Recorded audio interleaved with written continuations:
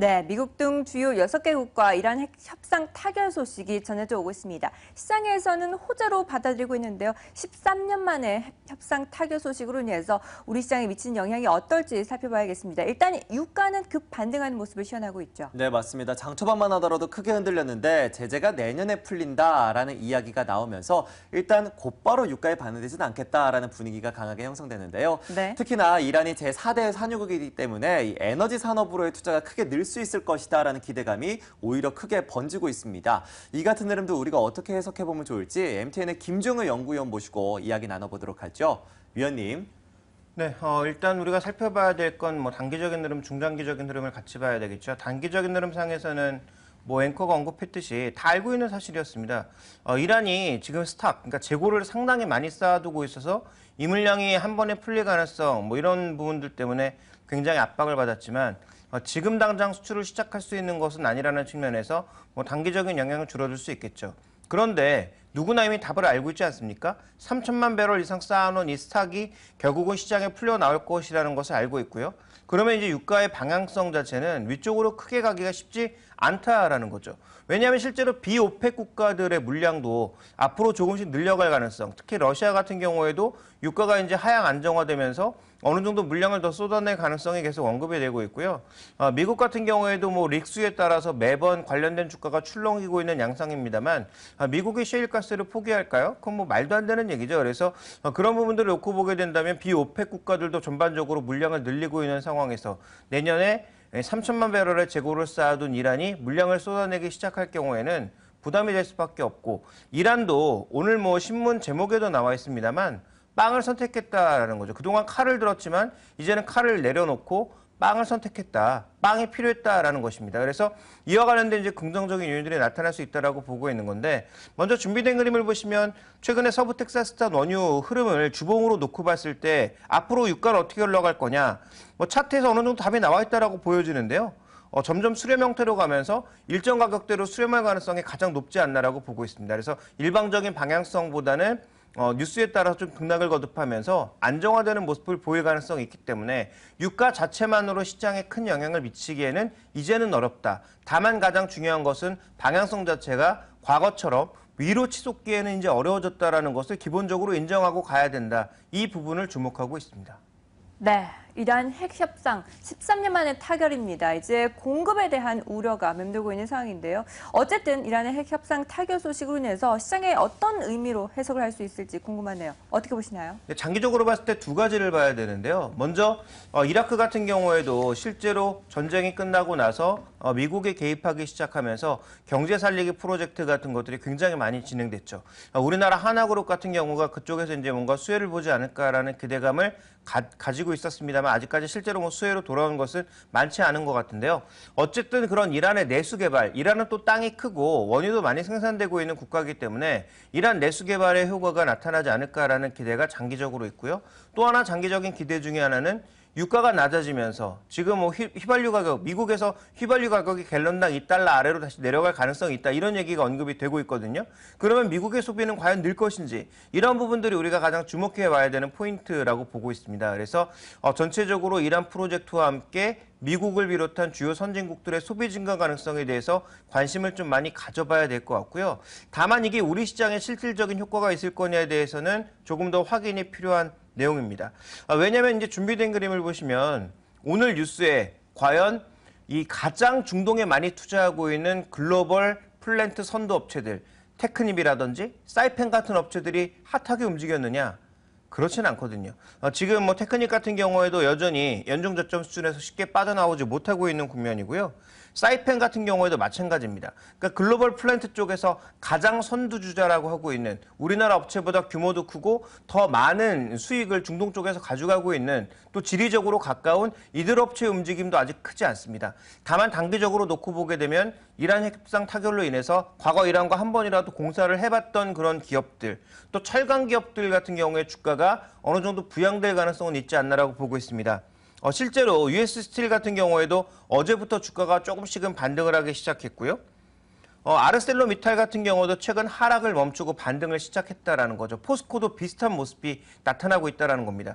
결국은 글로벌 채광업체 쪽에서 일시적인 반등 자체는 좀 꾀할 수 있지 않을까 정도를 생각해 봐야 될 것 같고요.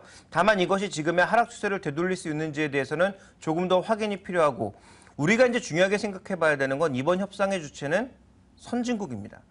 이란 쪽에서 나타나는 내수 진작 효과의 상당 부분을 선진국이 가져갈 가능성이 높지 않을까. 이 부분에 대한 고민이 필요하기 때문에 단기적으로는 우리나라에서 이란과 공사를 해봤던 기업들이 뭐 붐업을 할 가능성이 있습니다만, 이게 이제 실적으로 돌아올 거에 대해서는 저는 조금 물음표를 가지고 있습니다. 네, 이렇게 해서 이란 핵협상에 대한 효과까지 일단 들어봤습니다. 이란 자체뿐만 아니라 유가 하락으로 인해서 선진국의 소비가 늘어날 수 있는지까지 염두에 보자라는 이야기 전해주셨으니까요. 여러분들도 참고해 보셔야겠습니다. 이어서 종목들의 흐름도 보도록 하겠습니다. 국내 반도체 종목들의 흐름 앞서서 저희가 오늘의 포인트를 통해서 점검해 봤는데요. 중국에서 이 미국의 마이크론을 인수할 것이다라는 설이 돌면서 간밤에 마이크론의 주가가 급등하는 모습이 나타나기도 했습니다. 일단 이 같은 인수설이 나오게 된 배경부터 짚어주시죠.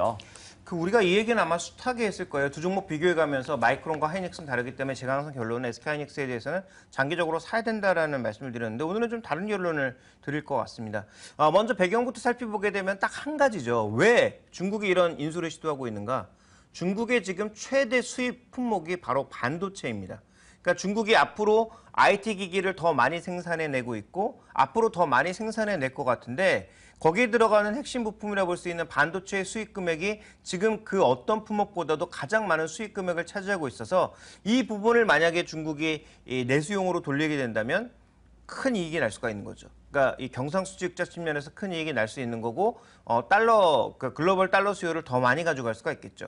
그러다 보니까 이제 중국에 적극적으로 추진하고 있고 정부가 나서서 추진하고 있다. 그래서 실제로 원래 처음에 이 중국이 반도체를 한다는 얘기가 나왔을 때는 BOE 같은 회사가 반도체 설비 같은 것들을 이미 LG 쪽에서 많이 만들어 봤기 때문에 이쪽에서 추진하지 않을까라고 했습니다만, BOE가 아닌 칭화그룹이 선택된 데는 결국은 정부가 지분을 많이 갖고 있는 기업 중심으로 국가가 육성하는 산업으로 가고 있다는 방향을 주목해 볼 필요가 있을 것 같고요. 지금 현재 보시면 기술 경쟁으로 가면 SK하이닉스, 마이크론이 SK하이닉스 이길 수 있느냐, 뭐 말도 안 된다 이런 얘기 나오고 있는데, 제가 보기에 지금 현재 싸움은 기술 싸움이 아닙니다. 물량 싸움이 될 가능성이 높다라는 측면에서 충분히 가능성이 있다라고 보고 있겠고요. 그 다음에 이제 오늘 하이투자증권에서 어저께 내놓은 보고서 내용을 보면 SK하이닉스가 악재도 있지만 호재도 있다. 호재는 뭐냐면 마이크론이 만약에 이런 싼 가격으로 인수가 되게 되면 인력들이 대거 빠져나갈 거다. 왜냐하면 그렇지 않아도 기술력이 뒤처지고 있는데 중국으로 넘어감으로써 약간 그 싼 이미지. 그래서 인력들이 오히려 고급 인력들이 유출되면서 오히려 SK하이닉스에는 긍정적인 효과가 나타날 수도 있다라는 분석을 내놨는데요. 저는 조금 생각이 다릅니다. 오히려 반대로 중국이 마이크론을 인수를 해서 SK하이닉스나 삼성전자의 고급 인력들을 아주 비싼 가격에 데려갈 가능성이 오히려 더 높지 않나라고 보고 있습니다. 네. 중국의 최대 수입 품목이 반도체입니다. 그에 대한 부담감을 내수로 돌리면서 좀 털어낼 수 있을 것으로 시장은 점치고 있는 상황인데요. 그렇다면 이게 정말로 실현될 가능성은 어느 정도인지, 그리고 어느 정도의 속도로 빠르게 진행이 될지도 궁금하네요. 어떻게 보시나요? 그 속도라든지 아니면 관련된 이슈가 어떤 방향으로 흘러갈지에 대해서는 확신하기는 어렵습니다. 또 지금 나온 뉴스 자체가 사실인지, 그리고 실제로 이 가격에 제시되었고 반대쪽에서 리젝트가 될지 여부도 알 수 없는 상황이죠. 그러니까 이제 하이투자증권이나 증권사에서 나온 코멘트 내용을 보면 마이크론이라고 하는 회사가 그렇게 단순한 회사가 아니다. 군사용 반도체도 생산하고 있고 굉장히 다양한 품목들을 만들어내고 있는데 이걸 이 정도 프리미엄만 주고 파는 건 말이 안 된다라는 얘기를 하고 있는데요. 저는 역으로 이렇게 되묻고 싶네요. 그러면 그 부분을 다 떼어내고 중국이 정말 필요한 것은 일부 반도체 생산 라인, 노후된 라인이어도 좋고 그 라인 자체가 이제 뭐 기술력이 떨어져도 좋은데 그 라인만 우리에게 팔아라. 이렇게 제시하면 실제로 마이크론도 동의하지 않을까요? 그렇지 않아도 미국 내에서 가격 경쟁력이 자꾸 떨어지고 있기 때문에 붙잡고 있어봐야 지금 SK하이닉스나 삼성전자를 이기기 쉽지 않은 국면입니다. 그러니까 국가 안보와 관련돼 있는 그런 시설들은 절대 팔지 않겠지만 현재 노후화된 설비를 만약에 중국이 사가겠다라고 하면 그 부분은 충분히 떼어내서 팔 수가 있는 거죠. 그러면 중국은 도대체 그걸 가져가서 뭐 할 거냐?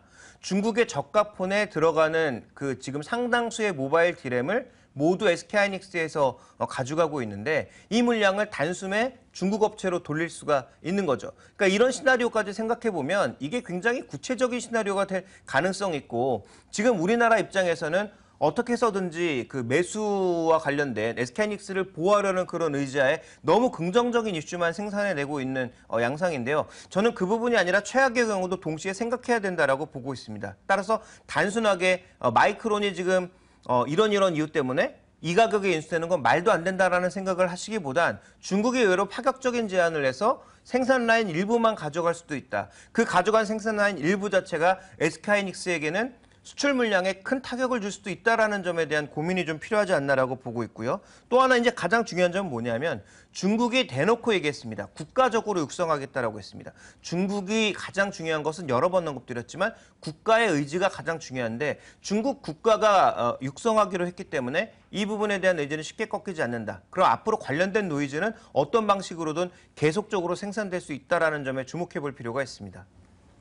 그간 국내 반도체 업계가 그래도 마이크론보다 낫다라고 인식됐던 것은 바로 기술력의 차이였습니다. 하지만 지금 말씀하셨듯이 인수설이 현실화가 되고 이게 물량 싸움으로 번지게 된다라면 국내 반도체 업계에서는 당연히 악재가 될 수밖에 없을 텐데요. 어제 미리 주가가 빠진 감이 있습니다. 일단 국내 반도체 업계에 대한 전망에 대해서는 어떻게 보시나요? 네, 관련된 이슈에 의해서 오늘 반등할 가능성도 있고 4만 원대를 회복할 가능성도 있습니다. SK하이닉스에 대해서는 장기적으로 한 번도 나쁜 의견을 드린 적이 없는데요. 저는 이러한 노이즈가 발생됐다는 것 자체에 일단 부담을 느끼고 있고 실제 이 노이즈가 이 시장에 부담이 될 가능성이 여전히 있다라고 보고 있습니다. 그렇다면 SK하이닉스를 전량 다 팔고 지금 다른 종목으로 가자 이렇게 보기는 어렵겠지만 만약에 제가 지금 SK하이닉스를 한 1억 정도 가지고 있다면 저는 가격에 상관없이 한 3분의 1 정도는 일단 덜어내고 관련된 이슈의 내용을 추가적으로 살펴보면서 그 이후 추가 내용을 좀 고민해보는 것이 좋겠다. 그러니까 비중이 어느 정도 적정 부분에 축소를 한 이후 다시 한번 머리를 차갑게 해서 생각해 보겠다라는 투자 의견을 드리고 싶고요. 이제 더 이상 SK하이닉스에 대해서는 장기적으로 괜찮다. 무조건 매수하시는 것이 좋겠다라는 의견을 드리기에는 조금 어렵지 않나라고 보고 있고요. 다만 삼성전자는 다른 게 세트도 있고 시스템 LSI도 있고 가전 부분도 있고 향후 바이오 진출 부분도 있기 때문에 SK하이닉스보다는 상대적으로 낫다 정도로 보고 있습니다. 그래서 삼성전자에 대한 장기 매수 의견은 여전히 유지하지만 SK하이닉스에 대해서는 다소 유보적인 관점으로 돌아서고 있다. 이렇게 말씀드리겠습니다. 이번에 인수설이 나오고 나서 이 반도체 업계에 대한 투자 의견도 다소 변화를 주셨습니다. 삼성전자 같은 경우는 충격이 덜하겠지만 SK하이닉스는 직접적인 충격을 받을 수 있는 만큼 지금 시점에서는 다소 물량을 덜어내고 비중을 적절하게 조절해보자라는 이야기까지 전해주셨네요. 자, 이렇게 해서 이제 글로벌 이슈들과 함께 이 본격적인 전략들도 모두 다 세워봤습니다. 그렇다면 이제 우리 시장에 대한 전략도 세워보도록 하죠. 네, 온도차가 심한 코스피 코스닥 양시장 어떻게 대응을 해봐야 될지 함께 살펴보도록 하겠습니다. 오늘장 선전략 함께 하시죠.